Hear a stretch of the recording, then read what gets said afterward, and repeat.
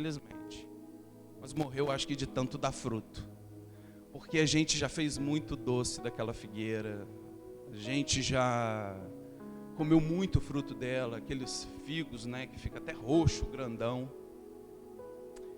E aquela figueira, ela não me chamava atenção. Não me chamava atenção. Até porque ela era uma figueira que era toda desfolhada. Só ficavam os galhos, uma coisa assim bem feiosa. Não dava fruto. Não dava fruto a figueira. Então, eu logo, quando passava pelo quintal, né, porque tem mangueira, tem um pé de uva, né, então eu olhava para as plantas que davam os frutos, né. Oi? É de Minas. É de Minas. Às vezes você vai ver eu puxando um negocinho, que o pessoal fala assim, ah, você é meio mineiro também, né. Eu falei, não, eu dou as minhas andanças por aí, eu não tenho um sotaque, né, fixo, eu acho que eu misturo de tudo. Às vezes você vai ouvir eu falando um oxe, né, porque eu convivi um bom tempo. Oxe também é de Minas? Morou em Minas, ah, tá. Que bom. Então a figueira lá, né, não me chamava atenção, porque era uma árvore meio que feiosa, né. Ela não dava frutos. Ela era assim, só os galhos, tudo retorcido. Porque a minha mãe planta também e deixa crescer. Ela não fica lá podando, não. Então a árvore cresce do jeito dela, né? E aí eu ficava olhando as outras árvores. Me chamava mais atenção por conta da folhagem, por conta dos frutos. Só que, passado um tempo, né, eu resolvi levantar assim, de manhã cedinho. E eu já tinha me deparado com essa afirmação do filósofo, né? Eu falei assim, quer saber, eu vou fazer igual o filósofo falou, eu quero começar a entender Deus e a ouvir Deus na natureza. Eu quero ter essa possibilidade de ouvir um canto de um pássaro e saber que ali está sendo expressado um louvor ao Deus Altíssimo, porque às vezes a gente pensa que louvor a Deus é só quando a gente está dentro da igreja. Eu falei, não, eu quero ter essa sensibilidade, eu preciso. E aí, eu passando no quintal, olhei para a figueira feiosa.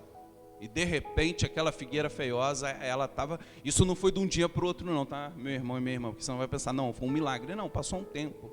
E aí, quando eu olhei para aquela figueira, eu vi. Ela estava com umas folhas verdolengas, umas folhas grandonas. E aí eu fui chegando mais próximo da figueira. E aí de repente eu comecei a ver os frutos que estavam nela. Os frutos assim dos mais variados tamanhos, né? E aí eu comecei a observar, detalhe por detalhe. Aí o Espírito de Deus veio e começou a ministrar. Aí ele disse, pega um fruto. E aí eu escolhi um grandão, né? O figo já estava até roxo. Morde. Aí eu mordi. Nossa, era uma coisa assim que parecia que estava destilando mel daquele fruto. E aí eu comecei a comer, mastigar. Ele falou, você não pediu uma experiência, né, comigo, de ouvir o sagrado, de ouvir o divino por intermédio da natureza? Aqui está. O que você está sentindo ao comer esse fruto? E aí eu comecei, e se alguém tivesse me vendo, eu acho que ia falar assim, aquele cara ali é maluco, porque eu estava sozinho. E aí eu comecei a falar, está doce, é macio o fruto, é prazeroso.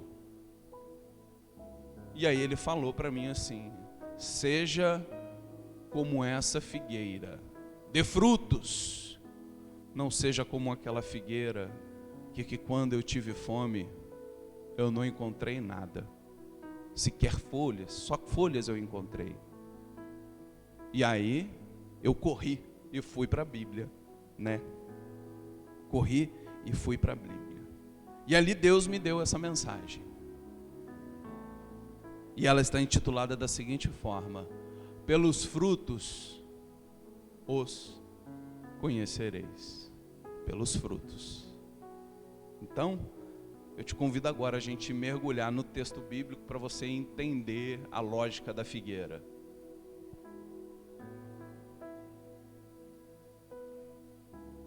Esse texto, né, que a gente acabou de ler, que foi desenvolvido pela comunidade marcana, indica que Jesus teve fome.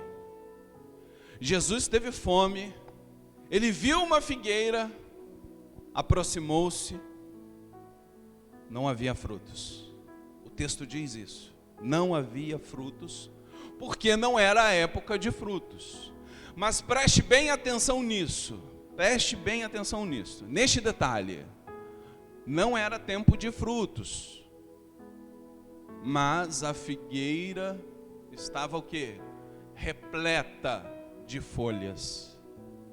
A figueira estava repleta de folhas. Jesus amaldiçoou a árvore e esta secou-se desde a raiz. Aqui está a síntese deste texto. Jesus teve fome, avistou uma figueira bonita, frondosa, robusta, verdolenga, cheia de folhas. Quando ele chegou, ele já sabia que não era tempo de figos, tempo dos frutos, mas ele aproximou dela. Quando chegou, viu a árvore linda, frondosa, mas não tinha frutos. Ele pegou e amaldiçoou a árvore, e esta secou desde a raiz. Queridos e queridas, eu admito que ao fazer uma leitura superficial do texto, eu fiquei assim indignado com a postura de Jesus, tá? Eu fiquei indignado. Eu fiquei tentando entender por que Jesus amaldiçoou aquela figueira. Ela estava lá parada naquele lugar, quietinha na dela. E ele estava com fome, chegou lá e não tinha frutos. Ele falou, já que não tem frutos, ninguém mais coma fruto de ti. Seca-te, amaldiçoada. Amaldiçoou a figueira. E ali eu fiquei transitando, né, pela superficialidade bíblica, porque o grande biblista Carlos Mestres, ele diz o seguinte, que o mundo bíblico, a leitura bíblica, ela é comparada a entrar numa lagoa. Há aqueles que gostam de ficar na superficialidade, em contrapartida há outros que gostam de mergulhar até as profundezas e descobrir, né, os mistérios que estão ocultos. Isso tudo graças à iluminação do Espírito de Deus. Tá? E eu transitando ali pela superficialidade bíblica, eu li e reli inúmeras vezes o texto, indignado com Jesus. Eu falei, por que Jesus secou aquela figueira, sendo que ela estava lá no cantinho dela? E ele já sabia que não era a época de frutos, e ele foi lá ver, já sabendo, não é época de frutos, mas eu vou lá. Chegou lá, viu a figueira não tinha frutos, aí falou, amaldiçoada, seca. E a figueira secou. Só que aí eu pensei, peraí, eu não posso ficar só no superficial do texto. Eu tenho que mergulhar nas águas profundas para eu poder entender. Porque, de fato, se você fizer essa leitura, né, rasteira da palavra de Deus, você vai ficar assim, indignado com Jesus.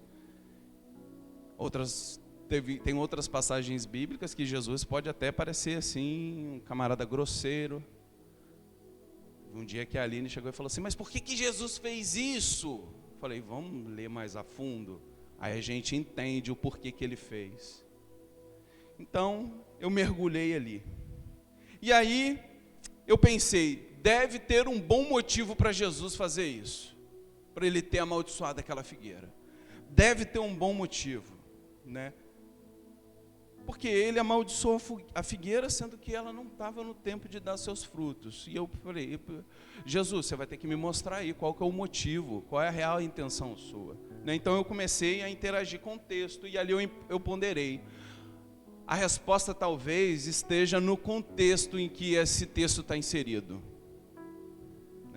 Logo eu voltei para as Sagradas Escrituras e analisei que, primeiro, no dia anterior, acontecera a entrada de Jesus em Jerusalém, que muitas pessoas chamam de entrada triunfal, mas vai ser um texto que nós vamos trabalhar mais para frente, que não tem nada de triunfal ali, tá? É um equívoco, não existe entrada triunfal em Jerusalém. Mas para frente a gente vai desenrolar, é só para deixar uma pitatinha. para aguçar aí sua curiosidade. Então, acontece a famosa entrada triunfal, que não tem nada de triunfal. Segundo, após a maldição da figueira, se dá o quê? Aquele episódio dramático de Jesus expulsando os cambistas do templo. E terceiro, aí eu percebi, né, que o relato teria como alvo criticar. Aquele momento que Jesus amaldiçoou a figueira, ele estava usando aquilo ali como um simbolismo para criticar, né, a postura farisaica. Olha que louco. Aí eu falei, meu Deus, Jesus amaldiçoar a figueira, ele estava pedagogicamente ensinando para os discípulos e discípulos ali, que ele estava ali, ó, condenando, né, a postura farisaica daqueles e daquelas que tinham corrompido o propósito de Deus para o templo e para a religião oficial lá de Israel, né? Feito isso, eu captei que a imagem da figueira ela é decisiva para a gente entender o que Jesus quis falar nesse texto, né? Então, eu falei, eu não vou poder ficar só na Bíblia, eu vou ter que pular para um outro lado, para entender de fato o que Jesus quer dizer. Então eu fui ver como que funciona a questão do ciclo da figueira, né?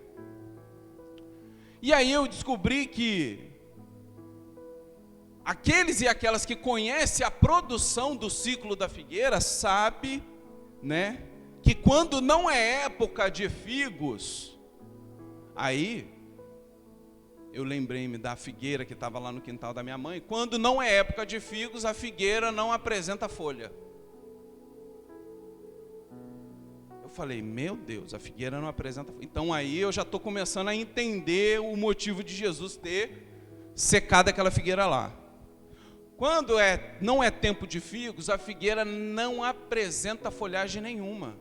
A figueira fica assim feiosa. Parece aqueles galhos tudo torcido assim, sem figo nenhum, sem folha nenhuma, sem beleza nenhuma, né? E aí eu, fazendo essa comparação, eu olhei para a figueira do texto. E aí eu imaginei uma figueira bonitona, né, robusta, com as folhas verdes. E aí eu percebi assim, que a figueira com folhas, sem frutos, é considerada uma anomalia, é uma aberração da natureza, porque os frutos, né, quando eles estão lá na figueira e eles são expostos, as folhagens delas servem para falar assim, ó, eu tenho frutos, é como se fosse assim, eu tenho frutos, venham me ver, venham. E aí eu entendi porque Jesus vai lá e amaldiçoa aquela figueira. A figueira, ela estava falando assim, ó, eu tenho frutos, eu tenho coisas para apresentar. E aí Jesus chega lá com fome, ele se depara com uma figueira que não tinha nada. E ali Jesus, ele pedagogicamente, o que ele estava fazendo? Ele estava ensinando para os discípulos. E a figura daquela figueira ali estava representando, sabe quem? O templo, os fariseus, que era um lugar adornado, que era um lugar pomposo, que eram pessoas que gostavam dos cultos, né, bem arrumadinhos, que louvavam o Senhor, mas que no fundo era só aparência. Então Jesus utiliza a imagem da figueira para poder trazer essa mensagem, né? E com essa informação eu comecei a levantar alguns questionamentos, né? Será que essa figueira do texto bíblico é uma figueira mentirosa? Será que essa figueira é uma figueira hipócrita? Será que essa figueira é uma figueira farisaica que vive de aparência e mostra algo que na realidade não é? Então, sabendo que a imagem da figueira ela é decisiva, né, para a gente entender o texto, eu fui investigar o seu simbolismo. E eu descobri que, assim como a videira, a figueira era a imagem do povo da aliança. Olha que coisa profunda. A figueira era a imagem do povo da aliança. E por conta, né, de ser um povo aliançado com Deus da vida, a sua missão no mundo é tal como a da figueira. Ela deve produzir frutos. A figueira deve produzir frutos. O povo de Deus é assim. Deve produzir frutos. Frutos de justiça, frutos de amor, tudo isso em comunhão com Deus da aliança. Mas a figueira em questão, ela não produziu os frutos desejados por Jesus.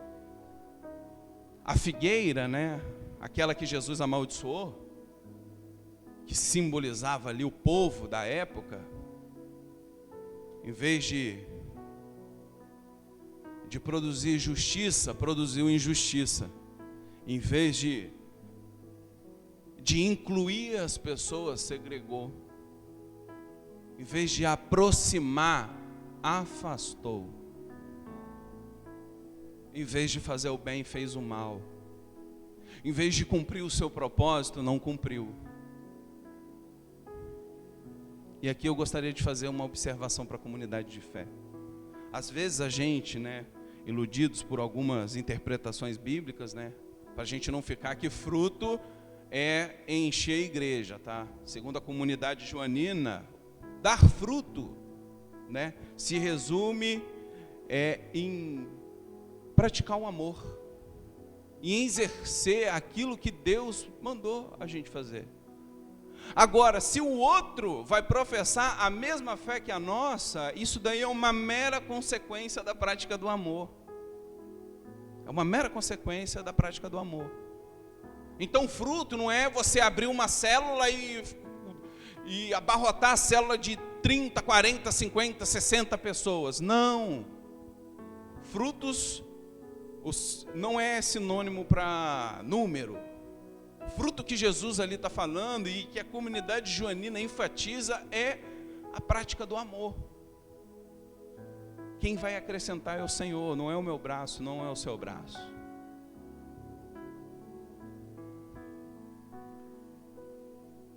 O fruto, né, que a comunidade é chamada a produzir, é o amor, né, que isso daí fique bem claro. Ademais, aqui é interessante a gente notar que a figueira seca, ela representa, como eu já disse, toda a estrutura do templo. O templo já estava morto espiritualmente. O templo já não dava mais fruto. Jesus usa a imagem daquela figueira para falar, ó, o templo já era. O povo que era considerado, né, como a figueira, a videira, que produz vida em abundância, já está seco desde a raiz. Então a gente vai ter que começar a gestar um novo. Era isso que Jesus estava querendo mostrar. Agora, à luz da palavra que nós acabamos de escutar, eu proponho para nós como igreja, ainda mais nesse período de quaresma, período de reflexão sobre a nossa fé, de avaliarmos a nossa caminhada, né? Será que a gente está oferecendo para Jesus os frutos que Ele espera de nós? Aí que está. Quaresma é tempo dessa reflexão, né? De olhar para dentro do seu interior e falar, será que eu estou no caminho certo? É sempre bom a gente rever, né, a nossa caminhada de fé. Só que eu quero destacar aqui 3 elementos: raiz, folhas e frutos, né? É o que compõe basicamente uma árvore. Raiz, as folhas e os frutos. E a partir desses elementos a gente vai desenvolver a nossa reflexão. Então a gente começa pela raiz, né? Vamos considerar primeiro as raízes. Quando a gente olha para as raízes das tradições judaicas, elas eram as mais nobres possíveis. Isso daí eu estou falando das raízes do povo, da época, né? As raízes que eram legadas pelos patriarcas, pelas matriarcas, era assim de uma profundidade gigantesca. Ela estava cheia de indicativos da vontade de Deus para o povo. A gente tem as leis, os profetas, os salmos e os poetas. Tudo isso sinalizando qual era a vontade de Deus. Então, aquele povo ali tinham raízes assim boas, Contudo, com o passar do tempo, as coisas foram sendo subvertidas e a vontade de Deus acabou, sendo colocada de lado. Ali a elite judaica daquela época, havia transformado a casa de todos os povos, a casa de oração, em covil, covil de salteadores. A boca daquele povo recitava a Torá, a instrução de Deus, mas o coração estava longe. Aquele povo ali no templo ficava: Senhor, Senhor, soberano Deus, mas no cotidiano é aí que pesa, porque ser cristão e ser cristã dentro da igreja é fácil demais. Aqui a paz do Senhor, tudo bem, mas no cotidiano, aí que é difícil. Então aquele povo lá recitava a Torá, que você falava assim: qual que é a Torá, tal, e o cara falava perfeitamente, mas o coração longe de Deus, Então o templo, aí eu comecei a entender que aquela figueira lá simbolizava o templo, e que ela já estava seca desde a raiz, porque não dava mais frutos. As raízes são profundas, as raízes das tradições judaicas são profundas. Os profetas, a lei, os poetas, como mencionei, os salmos, os sábios, repletos de indicativo da vontade de Deus, mas subverteram a lógica. O que eu estou querendo dizer, meu irmão e minha irmã, que uma igreja que só tem tradição, uma igreja que só tem raízes, é uma igreja infrutífera. Simples, é uma igreja infrutífera. Igrejas enterradas em suas tradições estéreis são como troncos infrutíferos que só servem para ser derrubados, lavrados e transformados em crucifixos. Igrejas secas desde a raiz são árvores que viram cruzes. Mas que fique bem claro, tá? O pastor Romário não é contra a tradição, pelo contrário. Eu sou a favor da tradição, mas devemos usá-la com prudência. Devemos usar a tradição como uma espécie de sustento para a nossa fé, Só que é importante frisar que, se ficarmos simplesmente agarrados à tradição, somente à tradição, certamente seremos infrutíferos. Mas como já disse, se a gente buscar nas raízes a sustentação necessária para a nossa prática de fé, a gente vai deslanchar. A narrativa também diz que a figueira estava coberta de folhas, e essa parte aqui para mim foi assim, o virar da chave, foi sensacional. A palavra do Senhor também diz que a figueira estava coberta de folhas, enquanto não era tempo de figos. Está aí, no verso 13. Vocês sabem o que significa? A figueira está cheia de folhas e sem fruto algum. É uma anomalia, é uma aberração, pois as folhas nesse caso elas só são admissíveis quando anunciam os frutos. Jesus encontrou-se com uma figueira cujo exterior dizia: vejam, eu estou repleta de frutos, mas que de fato só tinha folhas. Aí eu comecei a pensar, agora as minhas perguntas que eu fiz lá no início para o Espírito de Deus, elas começaram a ser respondidas, Eu acho que essa figueira do texto era uma figueira mentirosa. Eu acho que essa figueira era uma figueira hipócrita. Eu acho que agora eu comecei a entender por que Jesus colocou: seca-te, amaldiçoada. Eu acho que essa figueira era uma figueira farisaica, que às vezes depositava, cargas pesadíssimas nos ombros dos fiéis, que ela mesma não tinha moral para sustentar. Eu falei: essa é uma figueira que só vive de aparência. Essa é uma figueira que fica mostrando algo que na realidade ela não é. Jesus ali, ele viu uma certa semelhança com os fariseus. Tinham bons discursos, prezavam pelos cultos, pelas orações extensas, pelos cânticos e nada mais. A igreja dos fariseus, em outras palavras, só tinha folha, mas não tinha fruto. A igreja que só tem aparência, a igreja que só tem folha, por ornamento, eu quero trazer para você nesta manhã que é alvo da indignação de Jesus. E ele anuncia de forma clara e incisiva, tá? Que ninguém coma mais frutos de ti, seca-te, amaldiçoada.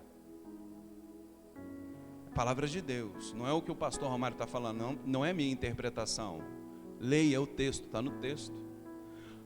A igreja, estrutura, a igreja a igreja você, que vive só de aparência, me desculpa, é alvo da indignação de Jesus. Quaresma, tempo de rever a nossa caminhada de fé. Senhor, será que eu estou desviando para a direita, para a esquerda? Enquanto o Senhor está puxando a nossa orelha, e Ele puxou minha orelha nesse texto também, porque nós somos tentados a viver só da aparência. Mas Ele falava, enquanto eu estou puxando a tua orelha, é porque ainda tem possibilidade de redenção. Eu quero te usar, eu quero você nas minhas mãos, mas te usar da forma correta. Eu quero fazer você estremecer o inferno, mas para isso, eu preciso de você aqui, ó, no centro da minha vontade, no centro do meu querer. Do que adianta ter aparência de vida e não produzir vida? Do que adianta se auto-intitular cristão e cristã, mas na prática, no cotidiano, não se porta como um seguidor de Jesus Cristo? A aparência só é admitida, e aqui usando a linguagem do texto, as folhas só são admitidas, meus irmãos e minhas irmãs, se na nossa vida, no cotidiano, a gente produz frutos. Sinto muito te informar, se você não segue essa lógica, você está perdendo o seu tempo na igreja. Você está perdendo o seu tempo na igreja. Aqui não é um lugar, o clubinho da Luluzinha ou do Bolinha, que você vem todo domingo para você se sentir bem. Não, aqui a gente vem para ouvir a voz de Deus. É para melhorar a nossa vida, a nossa perspectiva de vida. Deus faz isso comigo, Deus faz isso com você. Deus está chamando a gente para isso. Vamos consertar. Porque aquilo que já está destinado para a sua vida já está selado. É você que vai alcançar, é você que vai pegar. Só depende de você. Para Jesus, aqueles e aquelas que só vivem de aparência são mentirosos, são mentirosas. E aí eu acho que eu preciso evocar o texto que está lá em Apocalipse, capítulo 22, verso 17. Pois ficarão de fora todos os que amam. Tem gente que gosta de enfatizar, né? Não, vai ficar de fora quem é afeminado. Ei, toma cuidado. Pois ficarão de fora todos os que amam ou praticam a mentira. Você está dentro do mesmo bloco se você segue essa lógica. Tome cuidado. O seu destino já está reservado se você não se converter, não se arrepender e prosseguir num novo caminho.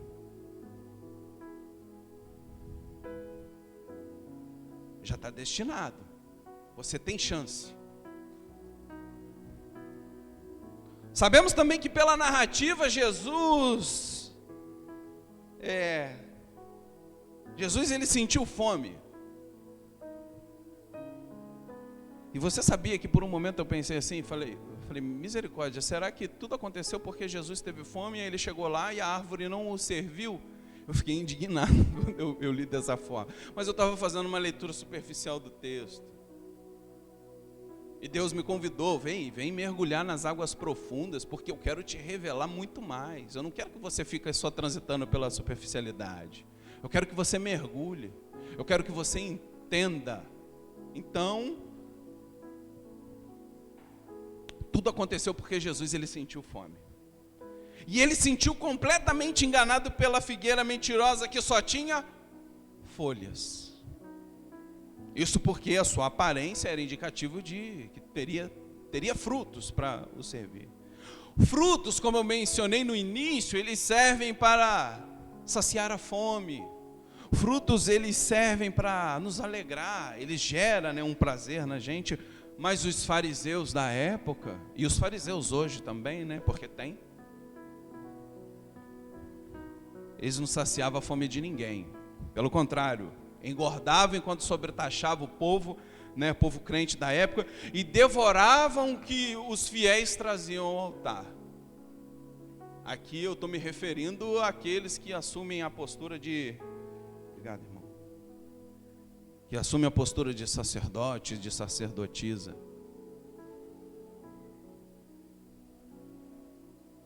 Como disse, hoje não é diferente. No meio cristão, e para ser mais específico brasileiro, a gente percebe, né, uma casta, líderes religiosos, né, fechados em si mesmos, e comunidades também, tá?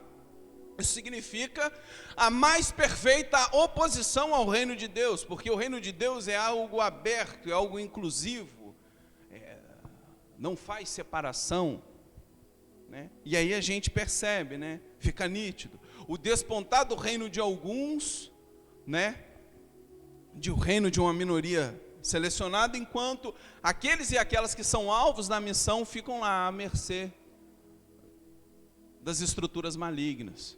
O que eu estou falando? O que eu estou falando de comunidade fechada em si mesma?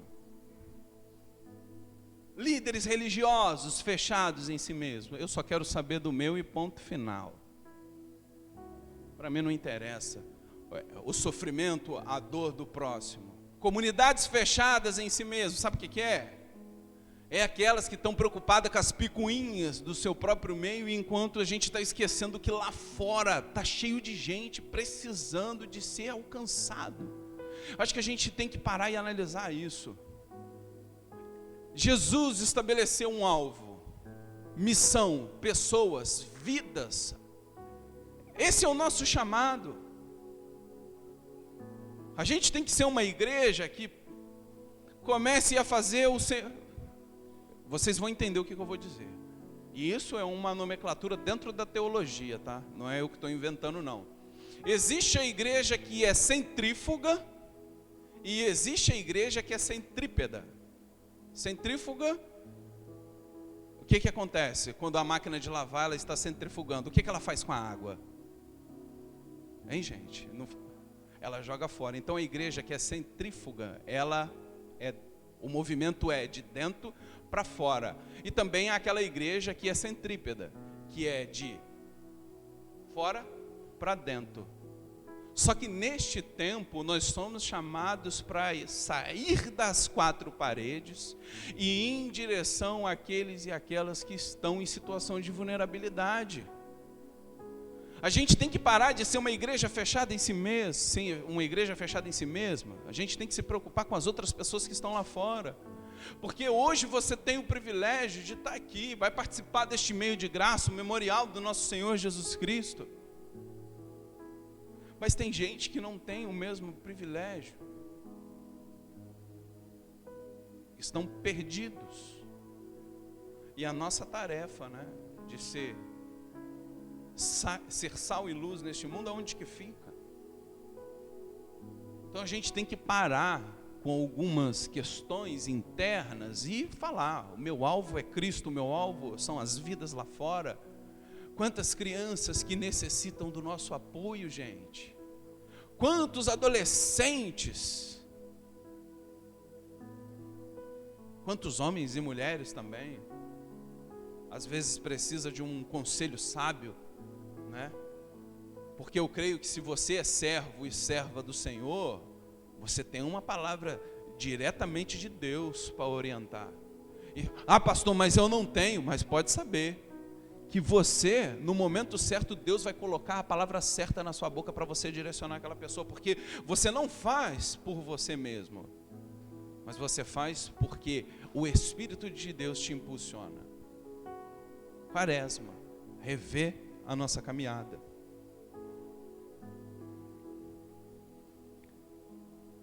O fruto que nossa vida produz, seja ele fruto de justiça ou fruto de um amor, deve servir de alimento para o próximo. Não deve ser uma coisa que vai ficar aprisionada só comigo. Ele deve ser partilhado. Ele deve saciar o faminto, né? Vocês já pararam para pensar que talvez um destes pequeninos, sedentos por justiça, sedentos de amor, carentes, porque quem sente fome é porque está com uma carência, viu em você aquela figueira frondosa, linda, cheia de folhas, e aí por intermédio de um diálogo foi para poder receber um fruto de amor, um fruto de justiça, um fruto da solidariedade, o fruto da compaixão, o fruto da misericórdia, e falou: eu estou vendo ali uma pessoa que aparenta ser servo e serva do Senhor, e o servo e serva do Senhor vai ter alguma coisa para mim. E aí quando ele se aproximou de você, não encontrou nada, só folhas.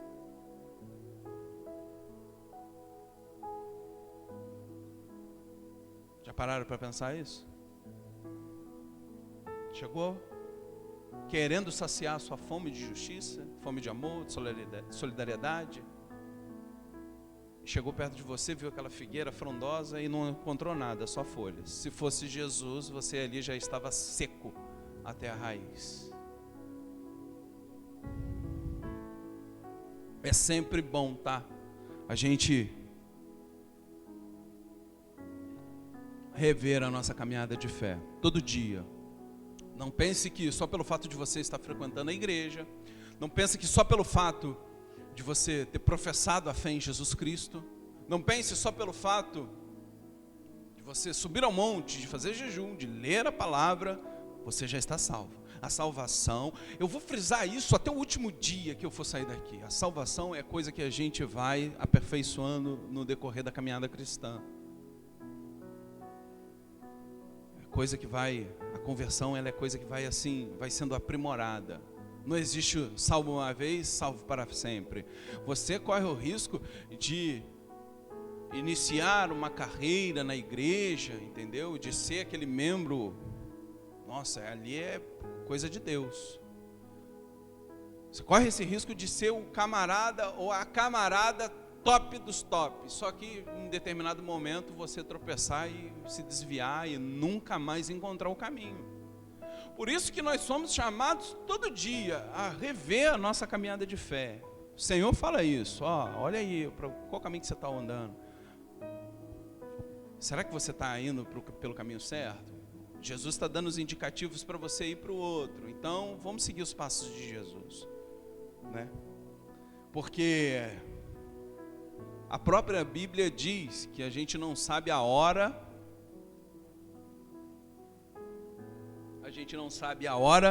tampouco, né, o tempo, o dia em que o Filho do Homem vai chegar, né? A gente pode ser surpreendido, a gente pode ser surpreendida. Então, vamos tomar cuidado. Por fim, né? Consideremos, Jesus entra em Jerusalém, ele é aclamado. O templo está cheio de fiéis, doutores da lei. Levitas é o que não falta. O culto lá devia estar bombando. Os gasofilácios deviam estar assim repletos, porque o povo vinha e contribuía. Pregadores, carismáticos, quem sabe, falando da vontade de Deus. Tudo estava perfeito. Tudo perfeito. Imagine uma igreja com som, louvores, gasofilácios repletos, tudo perfeito. A aparência impecável, como a da figueira, verdolenga, a as folhas grandes, tinha só um problema. A figueira já não estava cumprindo mais com o seu propósito. O templo já não estava cumprindo mais com o seu propósito de dar frutos. De dar frutos. Tudo perfeito. Só não havia frutos. E é o próprio Senhor Jesus que diz: pelos frutos os conhecereis. Aqui ele não estava falando de fruto amargo não, tá? Porque o limoeiro, ele vai dar limão e o fruto vai ser amargo, mas ele está cumprindo a sua função de dar o fruto. Pelos frutos os conhecereis. Ele estava falando assim, não existe essa de dar um fruto que não é bom. Ou você dá fruto ou você não dá. Então, pelos frutos eu vou te conhecer. Aquela figueira não deu fruto nenhum. Então ele sabia que aquilo dali é uma figueira mentirosa. É uma figueira que só vive de aparência. Ele os conhecia a ponto de saber que o templo já não era mais uma árvore frutífera. Era uma anomalia, era uma aberração. Na verdade, apesar de suas folhagens exuberantes e de sua aparência de vida, dos cultos calorosos, o templo estava morto. E a pior morte é essa, a morte espiritual. Porque é uma morte enganosa. Você pensa que você está fazendo a vontade de Deus, mas na verdade Deus está longe, longe, longe de você. Você pensa que só pelo fato de invocá-lo, Ele está perto de você. Não é assim que funciona. Se você não estiver cumprindo o seu propósito, se você não estiver fazendo aquilo que Ele designou para você fazer, não vale.